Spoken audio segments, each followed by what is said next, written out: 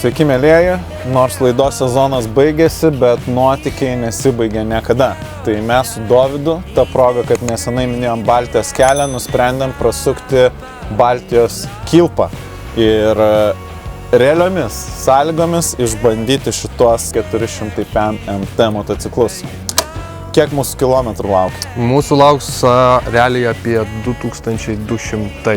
Ne tiek ir mažai, tikrai. Ir jie nebus plentiniai, jie bus realiai žvyrkelis offroadas, o plento sudarys, sakykime, kokį 30% maršrutų. Tai mūsų planas yra šiandien startuoti iš Vilniaus, labiau gal asfaltų pasiekti Latviją, o tada nerti į žvyrkelius, offroadą ir važiuoti iki jūros, tada palei jūrą iki Estijos sienos, nuo Estijos sienos į Keltą, į Saremų salas, į jas apvažiuoti, Saremų salą.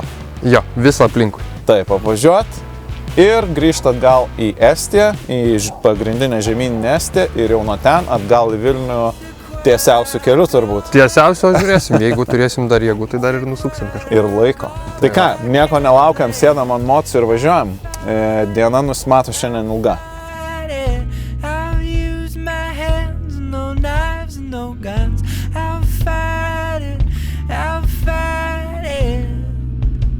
Nu ką, leidžiamės į kelią.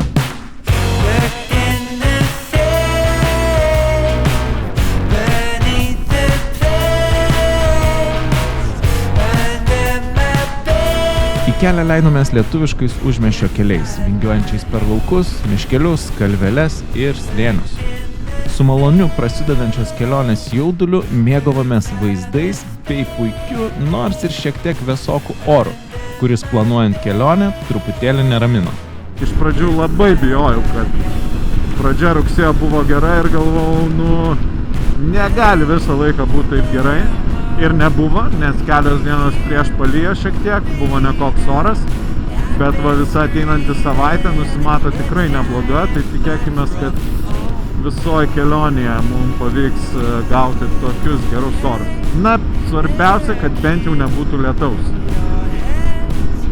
Kadangi pasiruošimą kelioniai pradėjome labai anksti ryte, nusprendėme papusryčiauti pakeliui, todėl netrukus sustojome tradicinių lietuviškų pusryčių – dešrainio ir kavos degalinėje.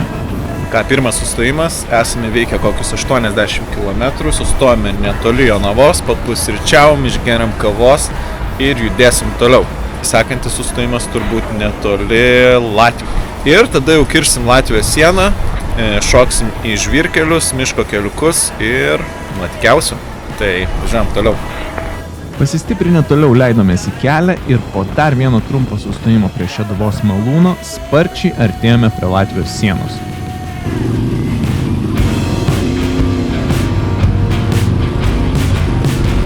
Nors vaizdai ir džiugino, o ypatingai akį pamalonino Ventos upės slėnis, bet kelionė asfalto keliais šiek tiek prailgo.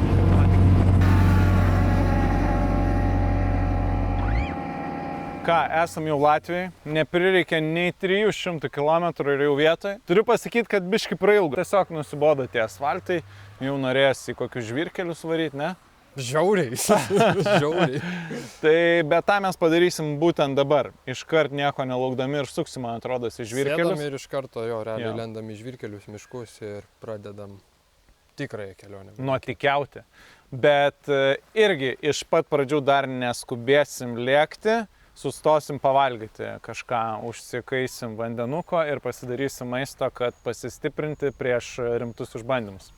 Tai va, o šiaip su mocu važiuodamas visai nepavargau. Sėdynė labai patogi, ypač gerai, kad gali pasislinkti daug atgal, tai pakeiti tą sėdėseną, tai nei nugarą vargsta, nei užpakalius. Kol kas jokių priekaištų? Visiškai. Tik tais asfaltas priekaištas. Nuimkit visą asfaltą, prašau. Ką, važiuojam toliau. Kągi, pirmi kilometrai Latvijai. Kaip tarėme, taip ir padarėme. Ir jau labai greitai sukome į pirmąjį broliukų Latvių žvyrkelį. Žvyrkeliukas, laba diena. Aišku, išsiuntė Betsą, Tamą, 3-4. Off-road, yes. Ever since I was a child.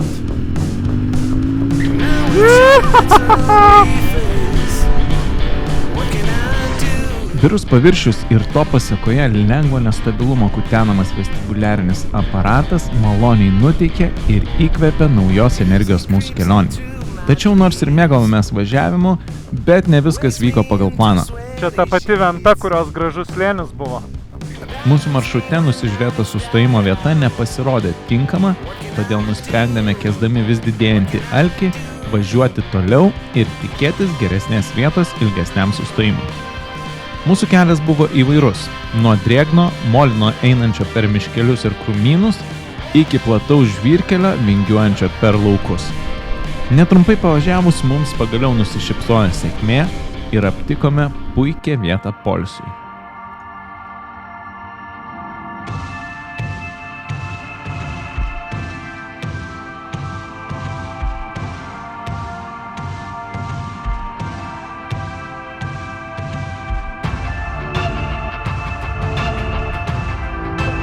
Sustoję užsikaitėme vandens ir pavalgę stebėtinai skanaus užpilamo maisto šiek tiek pasilsėjome bei pasiruošėme prieš sekančią kelionės dalį.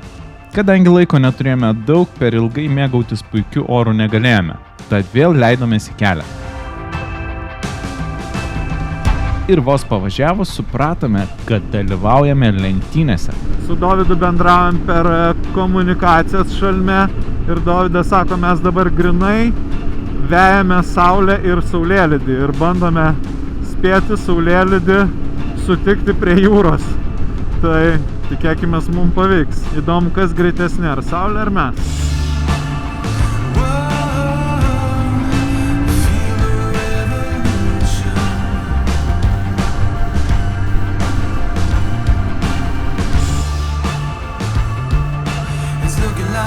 Įkvėpti šio neplanuoto iššūkio atradome antrą kvėpavimą ir, dažniau atsistoję nei sėdėdami, atsukome gazo rankenėles ir pradėjome lenktynės. Naujas tikslas vertė kilometrus suktis su lengvumu ir jau netrukus džiaugiamės sėkme.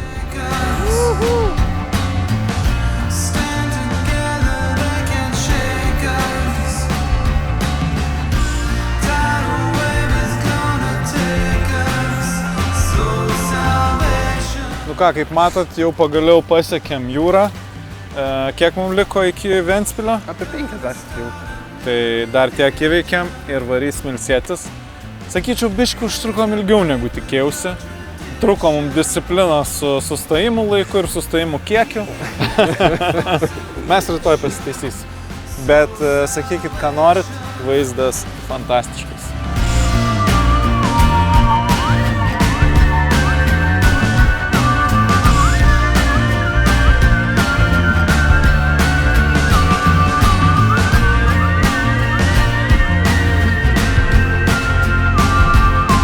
Pasigrožėję vaizdais ir internetu susiradę nakvynės vietą, vėl leidomės į kelią jos link, kuris saulei nusileidus skendėjo tamsoje. Nepaisant to, poilsio vietą nakčiai pasiekėme be nuotykių. Na, kokie jie laukia mūsų sekančią dieną, sužinosite antroje dalyje. O kad laukimas neprailgtų, kartu su Motofox planuokite savo žiemos nuotykius jau dabar, dviejose galimose kryptise – Ispanijoje ir Maroke.